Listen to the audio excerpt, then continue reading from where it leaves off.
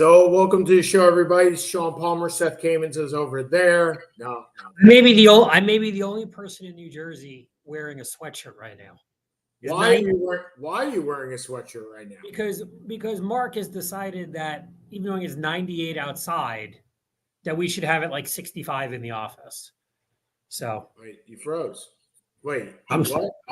You froze. Okay. I said because my partner has decided in his infinite wisdom that even knowing it's 98 outside, we should keep it 65 here.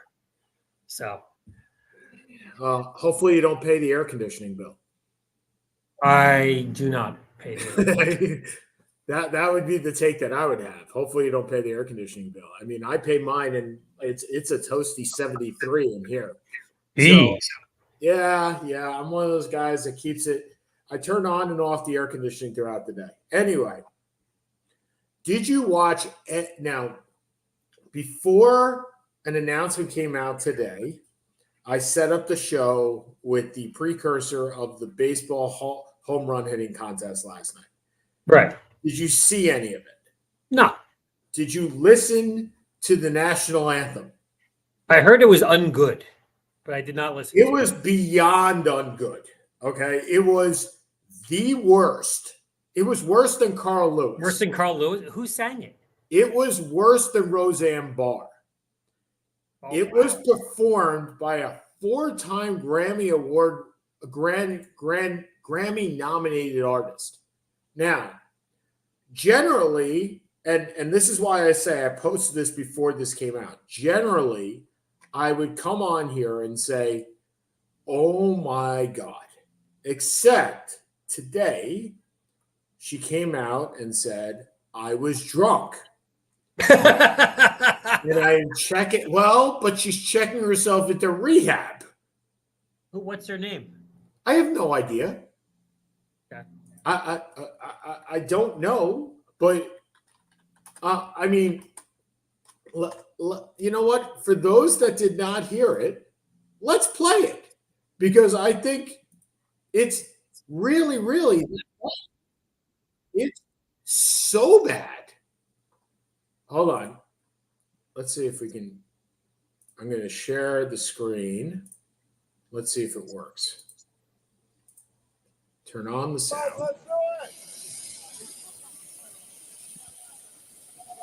Now to perform the national anthem. Please welcome 4-time Grammy-nominated country singer-songwriter Ingrid Andress.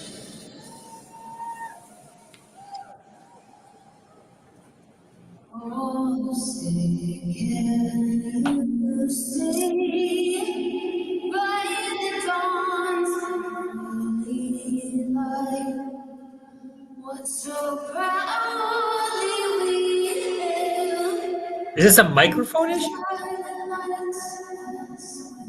Dude, it gets worse.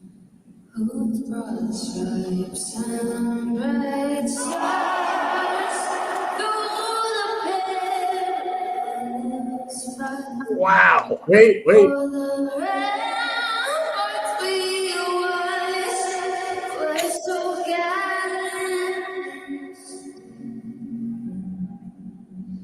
and the rockets' red glare, the bombs were still. Sounds like a microphone issue. That our flags were still there.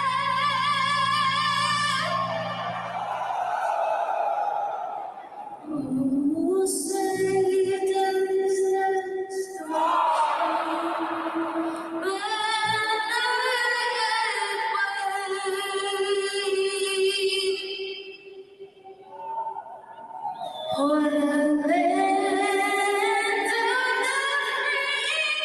Yeah, this ain't great.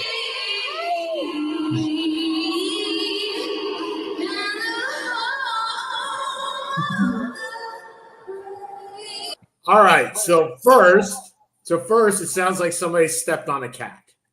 Okay, that's the way or a cow. I mean, that's where I would go with this. And as I was watching this, I think I texted a friend of mine that was at, I think it's Global Life Field, and said, what the heck is that person on? And now we find out she's on alcohol. And that is not, look, people have problems and checking yourself into rehab.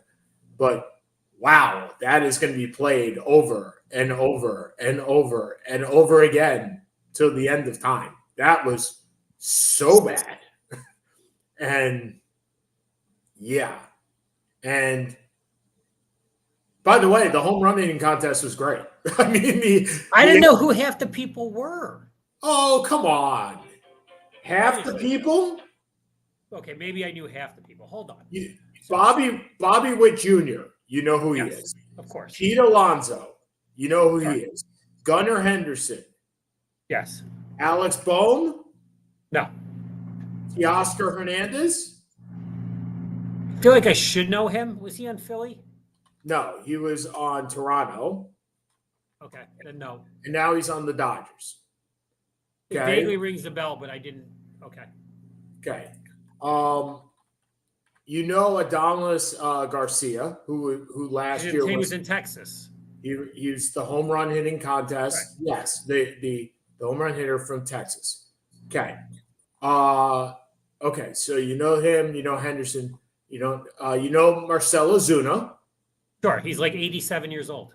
He's also the guy that you rooted against because he strangled his wife.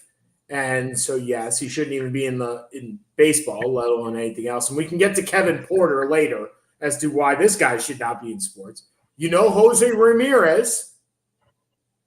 Yes, I do know Jose Ramirez. Okay, so you know 6 out of the 8 participants. 6.5. I think I knew Hernandez. Okay. I do not know Alec Bohm. So 6.5. But why would Alec Bohm, considering who's on Philly, why he's in Philly, right? Yeah. Well, Bryce Harper didn't want to do it. Oh, okay. Jay Ohtani said it's not good for my elbow. Whether it is or not is a different story. But there were there are people that turned it down. No Aaron Judge, right? I mean, there is the concept that sometimes you get to the point where players don't want to be in it. Yeah, it's like the slam dunk contest. Yeah. Right, because you may ruin whatever it is, right? So to that point, okay. I mean, look, I will tell you, it had some theater. So Teoscar Hernandez wins the home run hitting contest because Bobby Witt Jr. on his last swing hit it 410 feet instead of 415 feet. He hit it to straightaway center field. The worst place in the park you can hit it. And it hit the top of the wall instead of going over. I mean, it had some – Pete Alonso bowed out in round 1, by the way. I saw, which doesn't happen too often. I did have it on for a little bit, but there was no volume. Okay. Because they changed the rule because you have 4 minutes now to do – 3 minutes to do 40 pitches. Correct.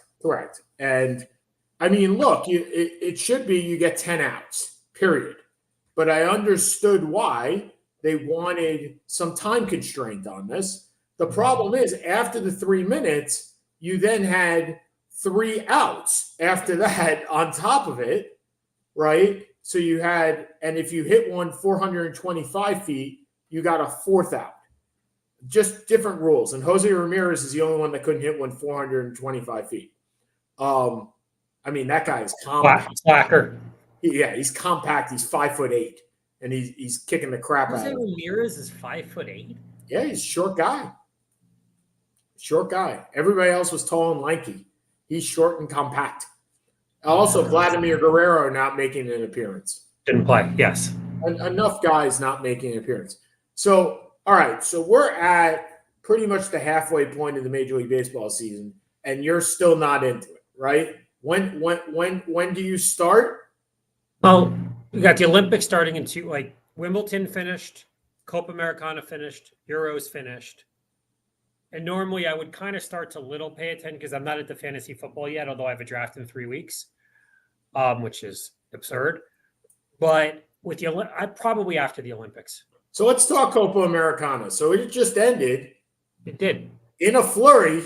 1-0 and a goal in the 115th minute. And none of that mattered. No, Seth, none of that mattered.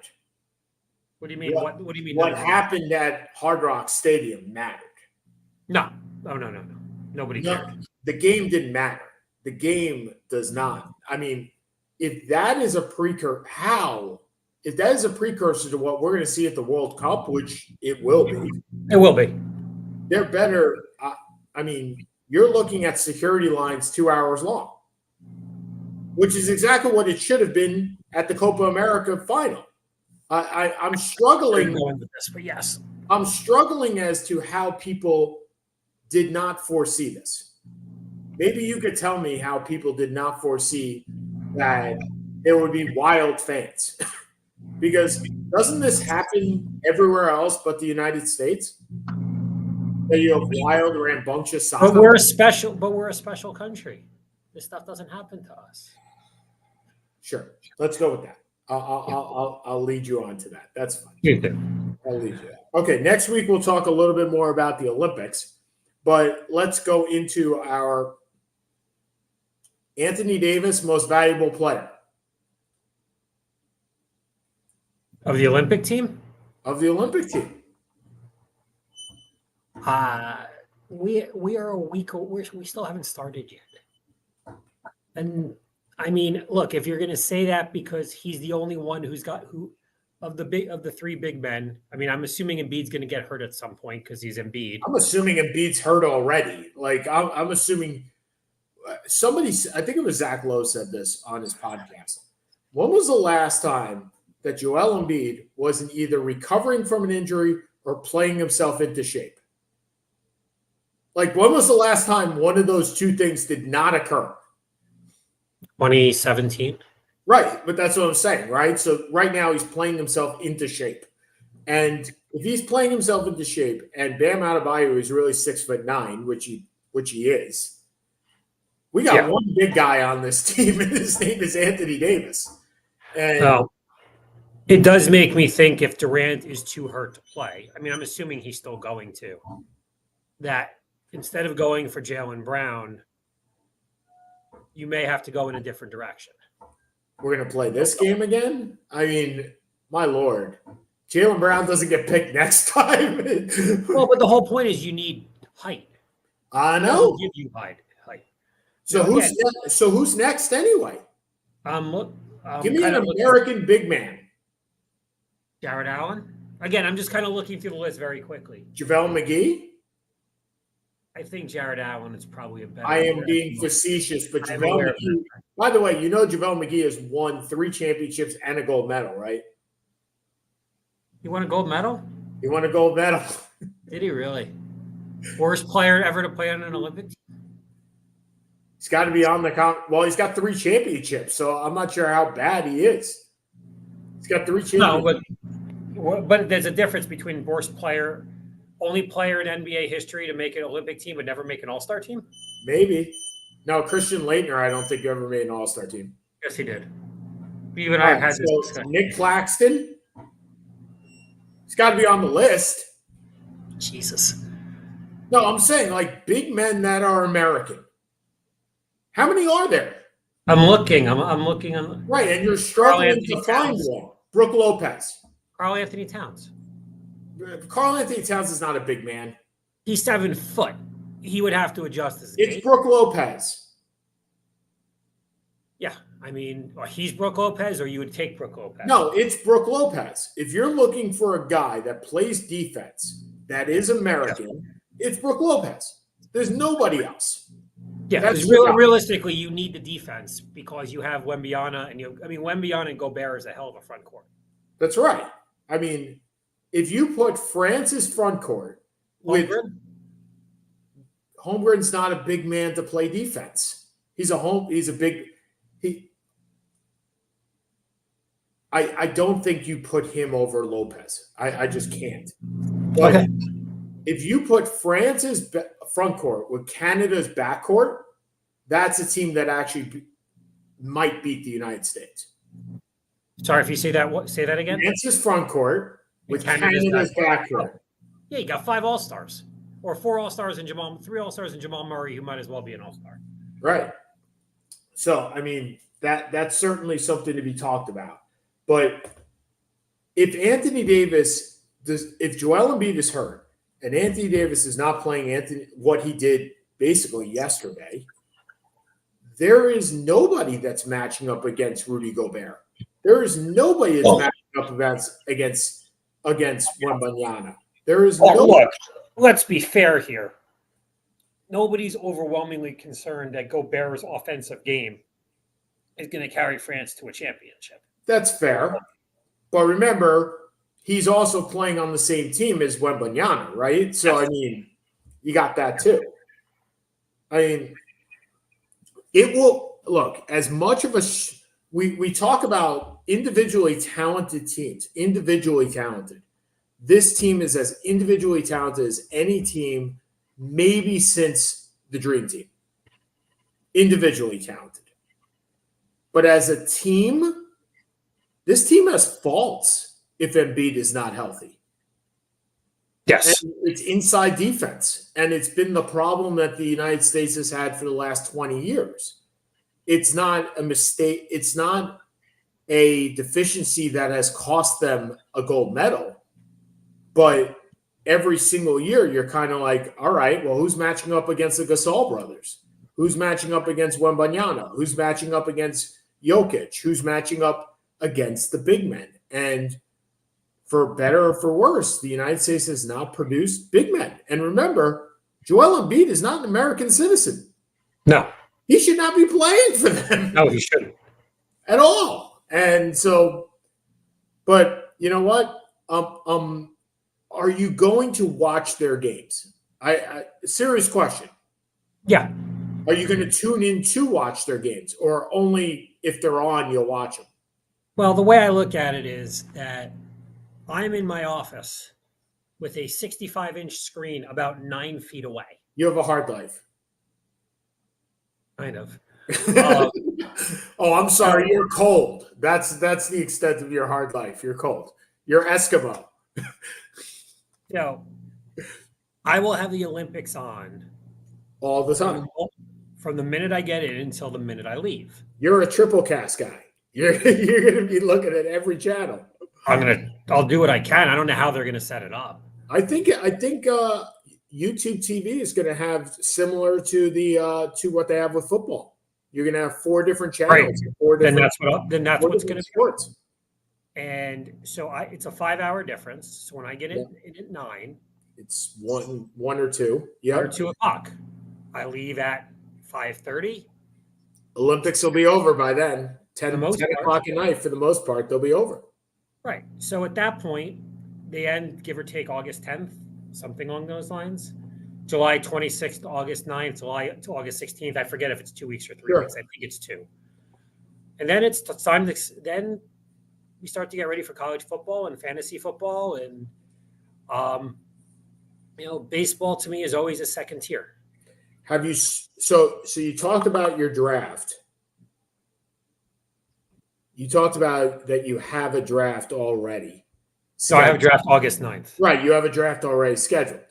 Yes. So you've already started preparing. No, not one iota. Not one iota. Okay.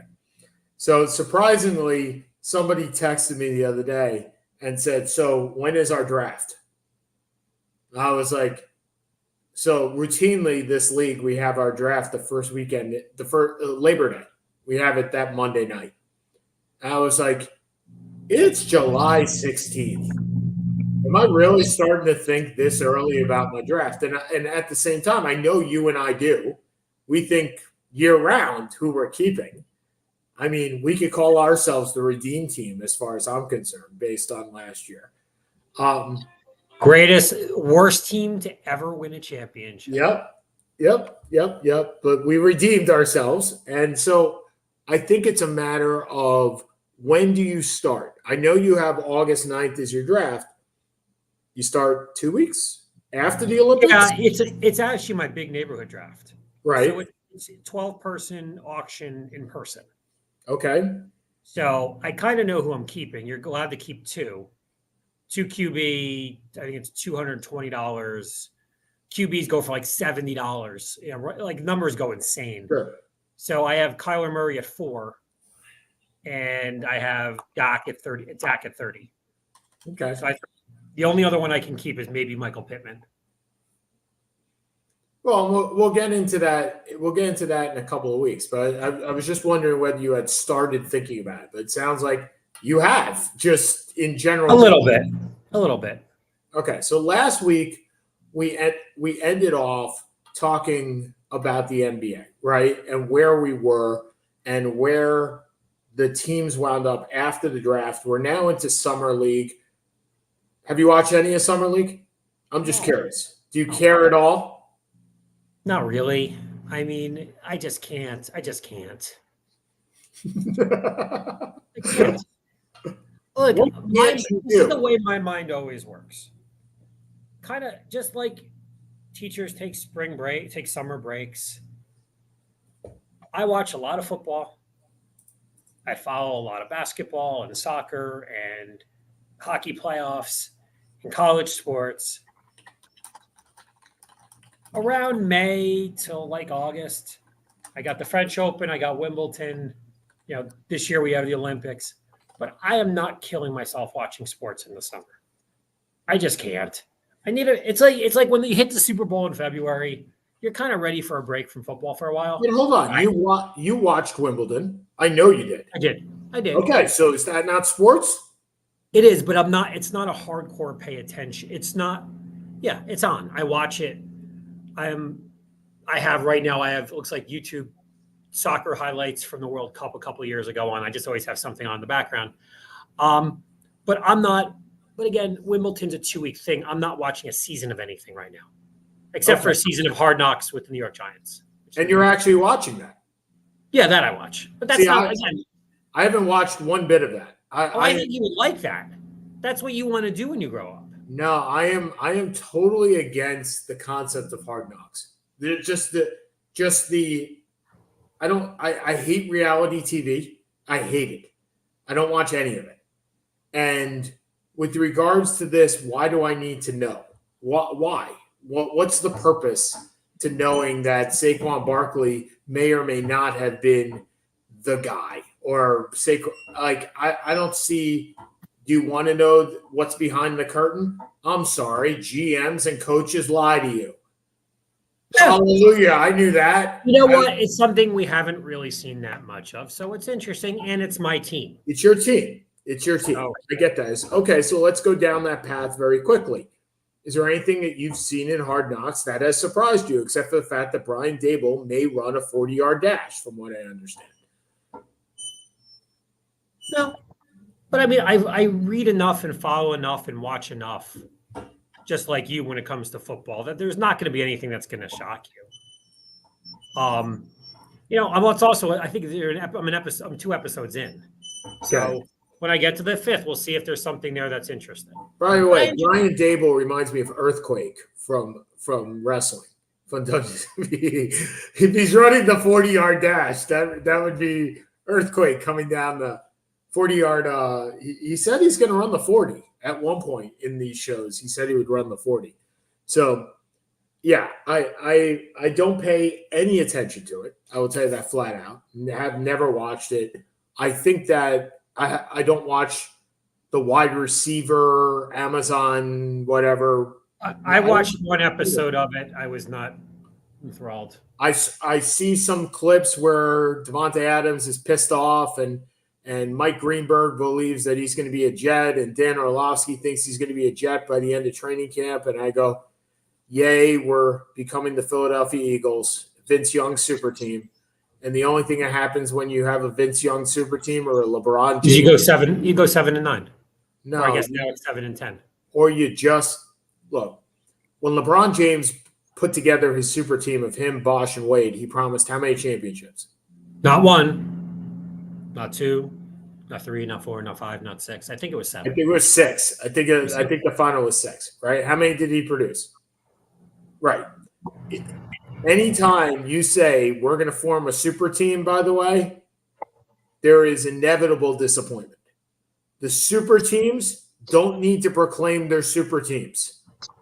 You never heard the dream team say we're the best in the league. We're the best in the Olympics.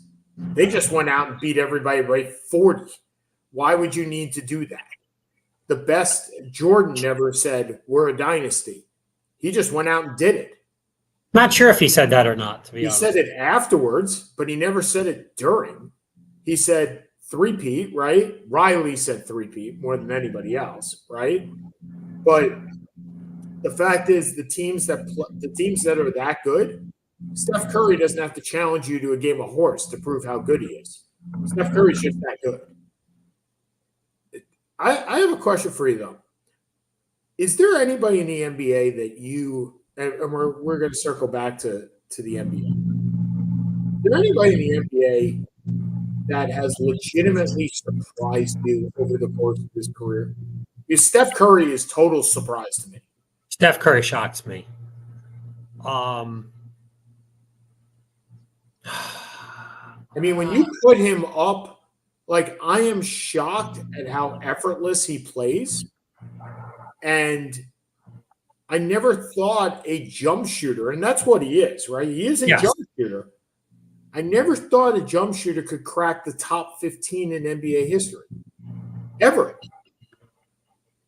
I'm actually taking a look very quickly just through teams because it's kind of it's a pretty general question. It is. I mean, even today or in past, is there ever been a jump shooter? Look, you've put together your top 75. Is there another jump shooter in your top 75? Straight jump shooter, does nothing else. Probably not. I mean, Jerry West was a jump shooter, but he did other things. The next closest guy Paul Arizin didn't make it. The next closest guy in the NBA to me that does what he does is DeMar DeRozan, where all he does is shoot mid-range jump shots. Now, obviously, Stephen Curry brings that out, right? But that's what DeMar DeRozan does. He's a mid-range jump shot shooter, and he averages 20 points a game somehow in his mid-range jump shots. He doesn't play defense. Well, I mean, the guy most close to DeMar DeRozan is Richard Hamilton. I mean, and Reggie Miller. I guess Reggie Miller's in there too, right? Reggie Miller's there. Ray Allen is there, but Richard Hamilton did not shoot 3-pointers. Richard Hamilton was a 2-point machine. Right, but okay, so Richard Hamilton, DeMar DeRozan, and probably what was the other guy and Reggie Miller are probably similar in that they just shoot jump shots. They're 6'6" lanky guys that shoot jump shots. Reggie didn't really drive. No. Okay. Ray Allen didn't really either. Well, Ray Allen early in his career did. A bit. Reggie never did. I mean, Reggie just ran around picks all day. He was Steve Alford on steroids. Is Reggie Miller in your top 75? No. Right? So there's nobody else that's like Stephen Curry. And that's what makes him a generational talent is this. But when I look at teams that made big changes in the offseason, and this rolls back into my NBA conversation, and you look at what Golden State has done. Golden State has replaced Klay Thompson with a series of players. DeAnthony Melton, right? Yep. They have they got Buddy Hield, another shooting guard. They are still staying with Kuminga and Moody and Draymond Green. I don't think that's enough. They're not a title contender. No, they're not. This idea of bridged from dynasty is kind of silly because I don't exactly know what you're bridging it to. And even if they get Lauri Markkanen, they're not a title team to me because they'd have to that puts them with a 4 or 5 seed, I think. They'd have to give away too much to do it. Yeah, well, supposedly Ainge wants more than what the Nets got from Mikal Bridges. Well, yeah. I mean, Ainge always wants anything. It doesn't really matter. Danny Ainge wants Kuminga. I think the report was he wants Kuminga, Moody, and 4 first-round picks in a swap. And I'm kind of like, okay, sure, whatever. We'll give you all that, right? Oh, and he wanted the Pazinski. He wanted Pazinski and Kuminga in that trade. And I'm kind of like, so if you're Golden State, you're giving away your present and your future for Lauri Markkanen. Yeah. That's not happening. Not nope. any stretch. But so now Golden State, so pick 8 teams. Where are your 8 teams right now in the playoffs for the West? Okay. Oklahoma City, Denver, Minnesota, Yep. Dallas. Okay, 5. Memphis. Yep. I love Memphis coming back this year. 6. New Orleans. 7. Sacramento. Either Sacramento or the Lakers. I think the Lakers and Clippers both miss the playoffs. By the way, you asked about a career that surprised me. Yeah. I never saw Harden coming. Never saw it. I watch enough college hoops. I just never saw it. He also plays a game that's always been foreign to me anyway. But the funny thing is Harden's a point guard at this point, right? yes. He's completely shifted where he started and where he finished. Stephen Curry has always been a shooting guard in a point guard's body, right? Yes. I mean, for all intents and purposes, Harden was always a shooting guard and has transitioned to a point guard. And I don't know anybody that's changed like him either. Dennis Johnson, maybe? Nice call. Thank you. I mean, Dennis Johnson. Well, I think there's been a few.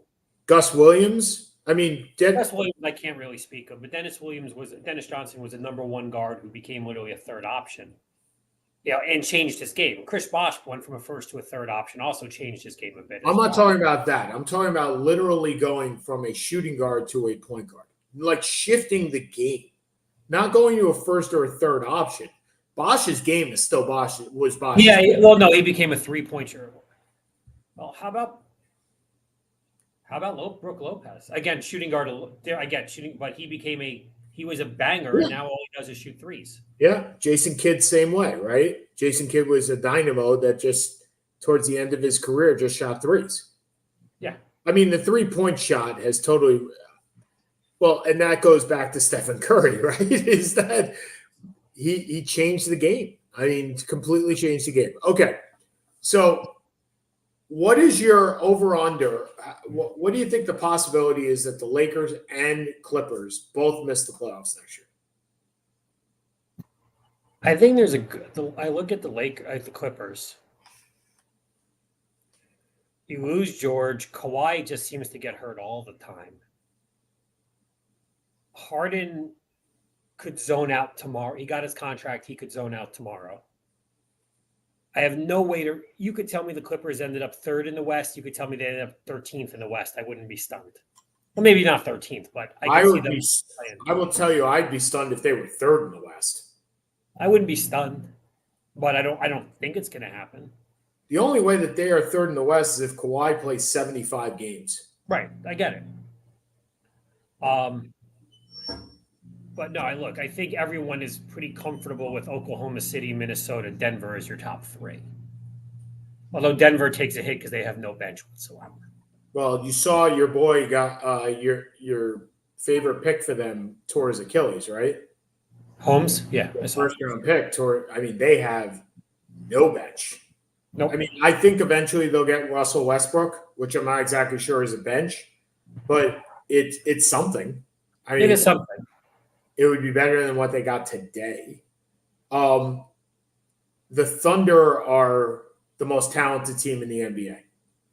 Start to finish. Most talented team in the NBA. And now getting Isaiah Hartenstein fixes and Alex Caruso fixes, we talked about this 2 weeks ago, fixes the 2 biggest sore spots on their team, shooting and interior defense. Totally gets those away. The Nuggets, do you bet against Jokic? The thing is about him, he plays 70 games a year. I mean, unlike every other big man, unlike every other player that's in the MVP conversation, he's never had a problem hitting 70 games. Nope. He's never been hurt. The Timberwolves, I love what the Timberwolves have done. I think they are in that top 3, if not jumped the Nuggets right now. In that they lose Kyle Anderson, but they pick up They pick up Dillingham, which we both liked. The Clippers, who knows what they are. The Mavericks had another year, right? I mean, another year. Well, I mean, look, they went to the NBA Finals. It ended up very nicely for them. They lost. Where did Derek Jones go? Derek Jones went to the Clippers. Oh, did he? Okay. They took the Paul George number. So what the Clippers did was they took Paul George and they said, "Thank you very much for playing. You're now going to go somewhere else, and we're going to fill you with Nick Batum. We're going to go offense defense." By the way, how old is Nick Batum at this point? I think he's 35. I really don't think he's that old. 53? He's 35. I hit it right on. December 14th, 1988. He feels older. Yep. So, well, he's made a ton of money. I mean, that man has made, for a swing player, that man has made a ton of money. So they took that money that Paul George was making, which is about $40 million, and they split it up. Instead of putting one player in, they made it into 3 or 4. One being Batum, one being Derek Jones. What did Jones sign for? 9 or 10. Wow, it's a good deal for the Clippers. Good deal for Derek Jones. He was making the minimum last year. Yeah, he had a very nice year last year. He did. He made a 3-year, $30 million contract for Derek Jones. I mean, good for both sides. And then they fill it in with our favorite player, Kevin Porter Jr., who that is very sarcastic because Kevin Porter Jr. does not deserve to be in the NBA. He and Miles Bridges both don't.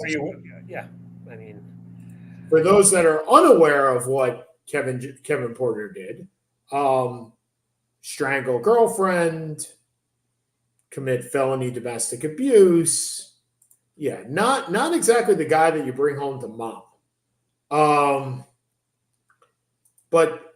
And what did the Mavericks do with that money from Derek Jones?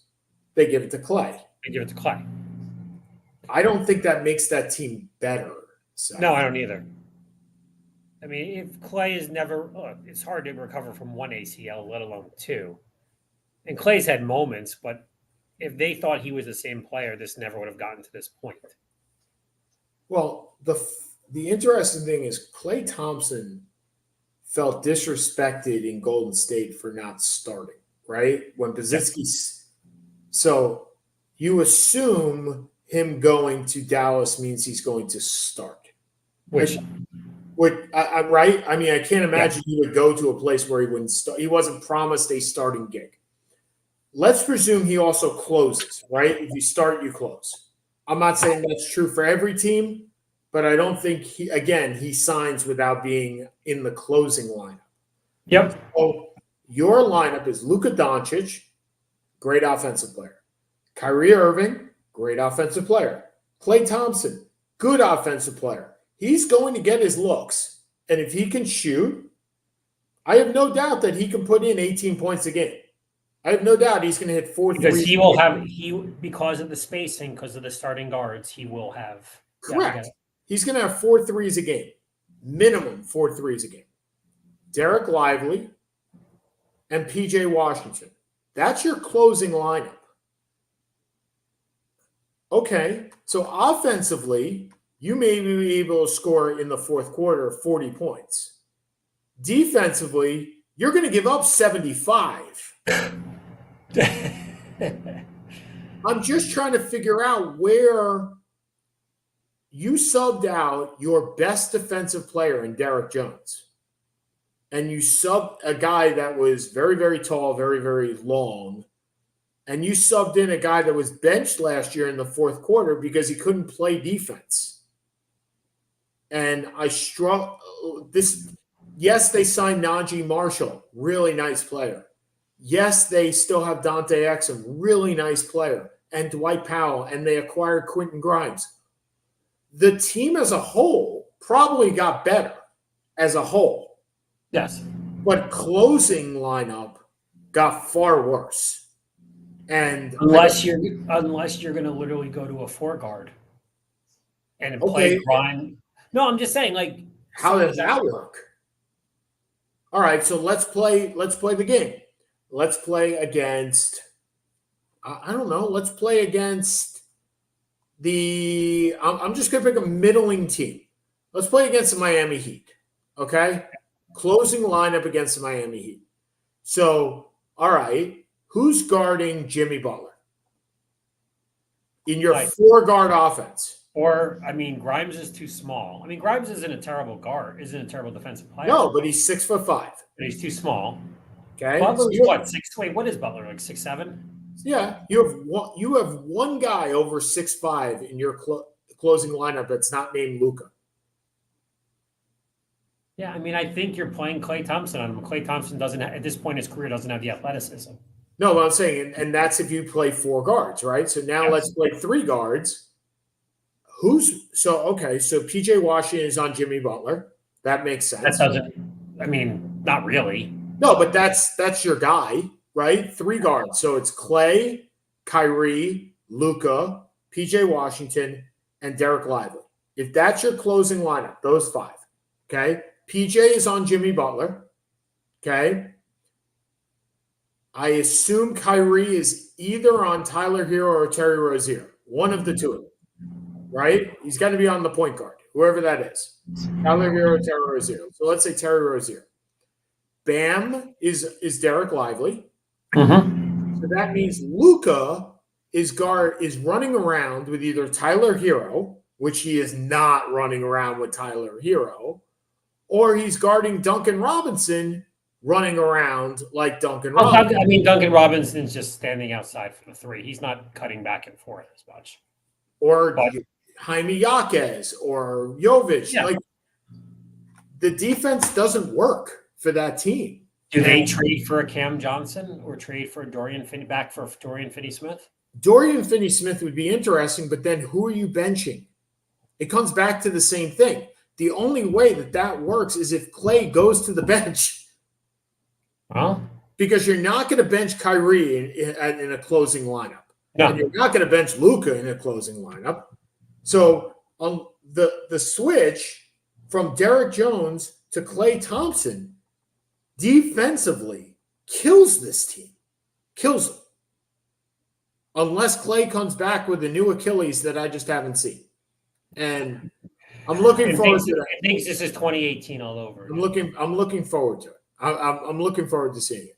All right. What's interesting is we were talking so much basketball right now.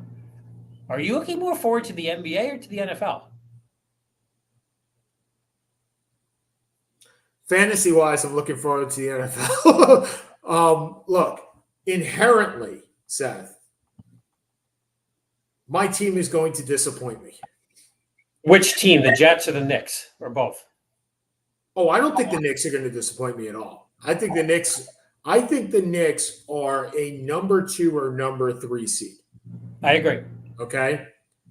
I think the Celtics are a number 2 or number 3 seed. I'm not sure the Celtics are a number 1 seed. And the reasoning is because Porzingis is going to be out the first 3 months of the year. Is he out for 3 months now? Yeah.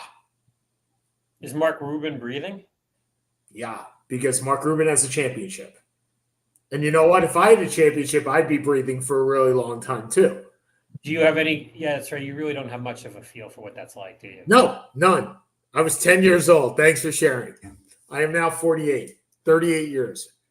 But, okay, inherently the Jets are going to disappoint me. They have always disappointed me.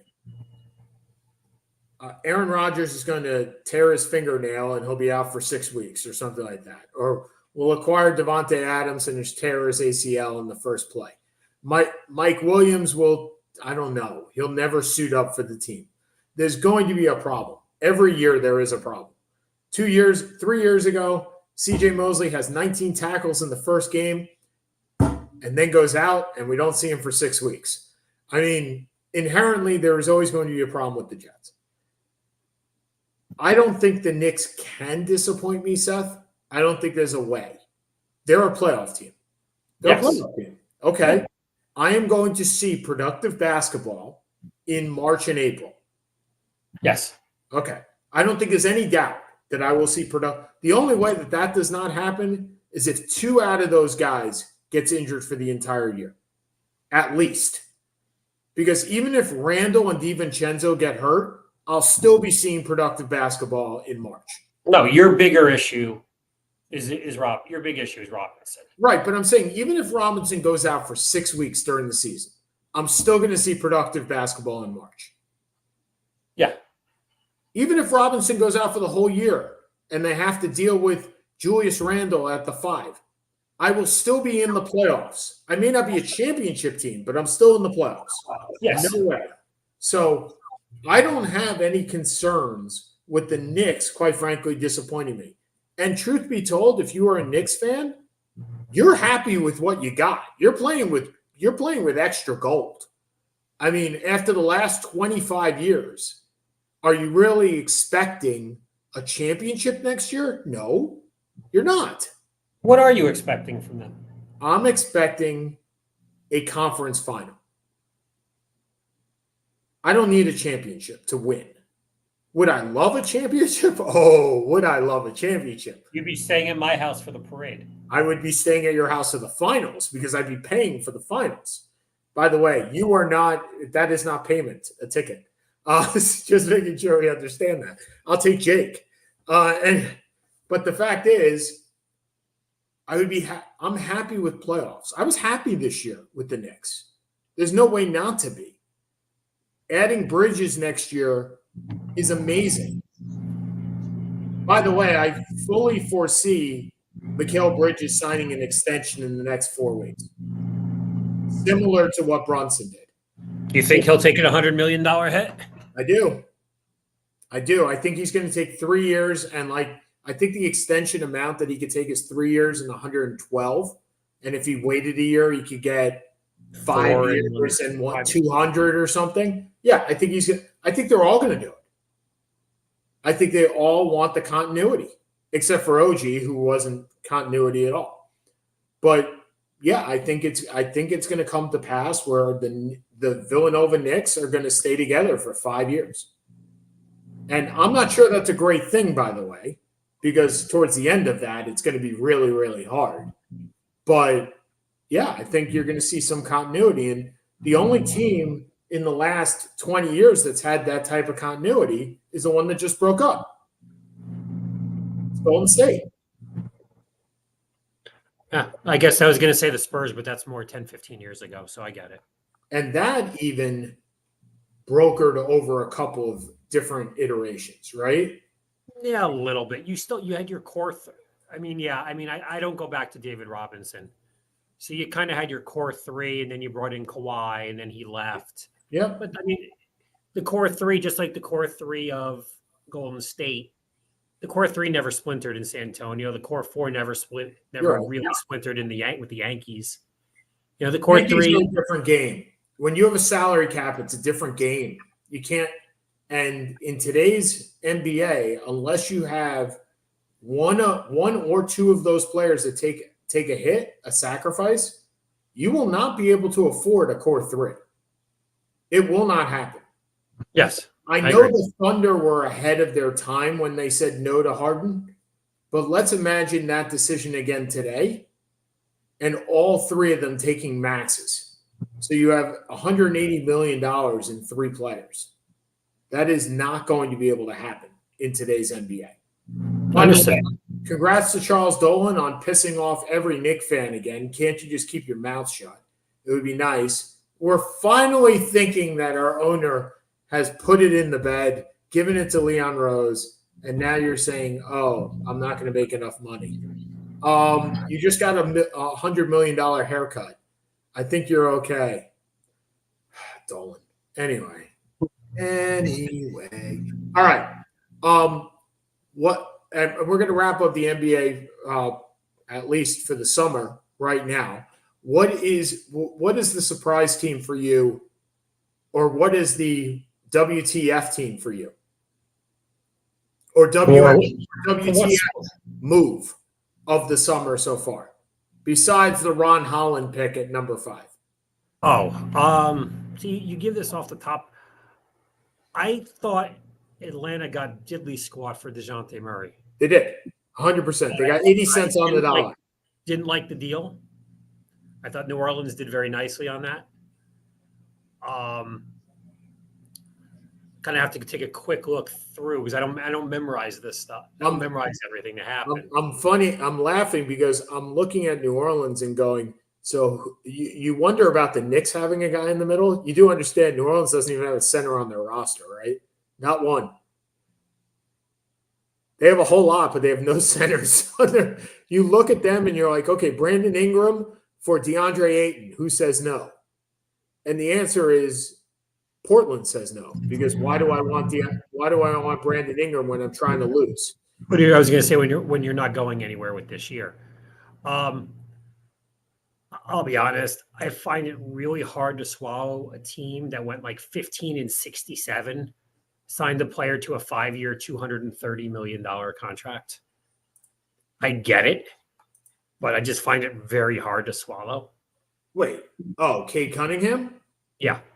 By the way, also cannot believe you hired a coach to an $80 million deal and then cut him a year later. Yay, Tom Gores. Amazing. I said I was applying for the Detroit Pistons. I don't mind getting fired 6 months later. Who does? Those I think threw me. I can't believe Franz Wagner is really a 200. Again, that was the one that got me. Franz Wagner getting 225 when you could have held out another year and seen what he did. That was one of the ones that got me. Scotty Barnes, I understood. I still don't like it, but I understood it. Oh, Quigley getting $175 million? What the hell? Welcome to the new NBA, where Emmanuel Quigley is worth $25 million a year. 25? I thought it was 5 years, 175. Oh, sorry, 35. Yeah. I think is that up to the max that you can get that? No, you're right. 5 years. Yeah, so $35 million a year. $35 million a year for Emmanuel Quigley. By the way, if you wanted a reason why the Knicks traded him, that's the reason. Because they were not signing him to a $35 million a year contract. Because, by the way, he would earn more than Jalen Brunson this year. Yes. Just wrap your head around that. That he earns more than Jalen Brunson. And again, kudos to Jalen Brunson. Okay, so is the NBA union gonna have a problem with this? Probably, but they have nothing to say. He didn't. Yes, they'll have a problem. Yes, they'll chalk it up as an anomaly. Because it is, right? It's an anomaly. And understand that. Well, you're saying if Bridges is going to take the same thing. Right, but they're both going to take shorter deals. So they're not. Remember, Brunson took a 3+1. And when you take it instead of a 5, right? Maximum is 5 years. If he took a 5-year deal, he would have made close to $250 million. Remember, the cap goes up about 10% every year. In 3 years, this guy's going to opt out. That max is going to be like $75 million a year. He's going to, presuming he stays healthy, and that's a big if because he's a 6'1" guard that likes to go down the middle. Presuming that he stays in the shape and basketball playing ability that he is. And again, that's a lot considering how many 6'1" guards, the way he plays, have last. Who's his best comp? Because I got a comp for you. Who's his best comp?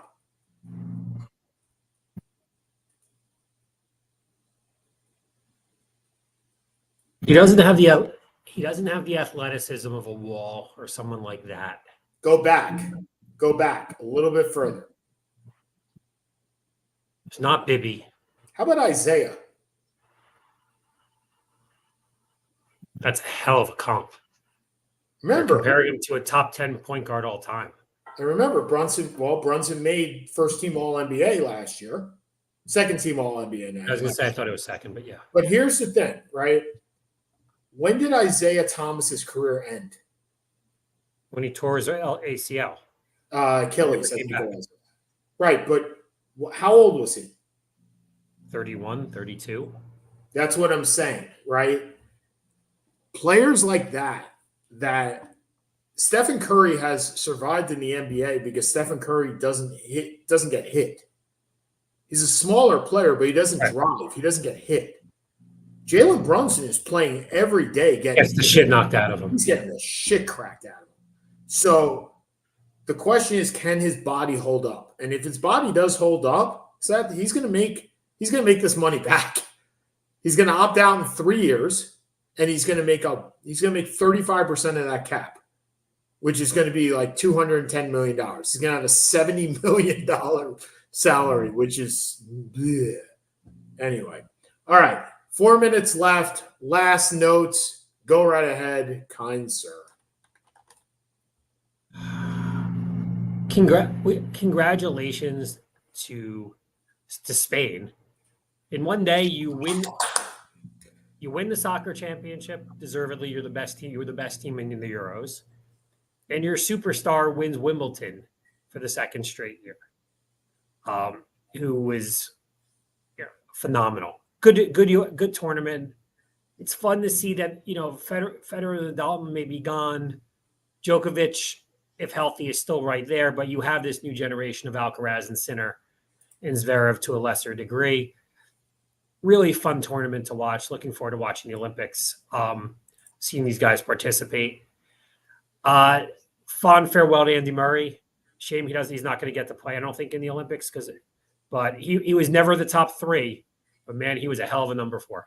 By the way, you can make the case he's a top 5 player of all time. You've made this argument. I saw the ESPN article on this. And I agree with it. But it's a hard argument. Okay. So I will say a couple of things. Number one, fare thee well to Richard Simmons, who, while not necessarily a sport, so to speak,